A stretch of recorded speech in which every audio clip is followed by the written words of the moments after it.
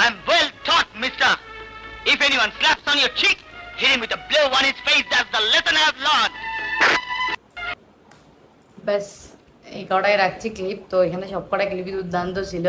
Specially মানে সালমান শাহ স্যারের acting, কথা বলা স্টাইল, স্টাইল এখন তো তাকে বলাই হতো, এত এত দুর্দান্ত লেভেলের স্টাইল ছিল তার তখনকার সময়ে। মানে এত সুন্দর সুন্দর স্টাইলিশ জামা কাপড়, তারপরে লুক ক্রিয়েট করা, তো অবভিয়াসলি তাকে মানাতো, তাকে খুব ভালোও লাগতো।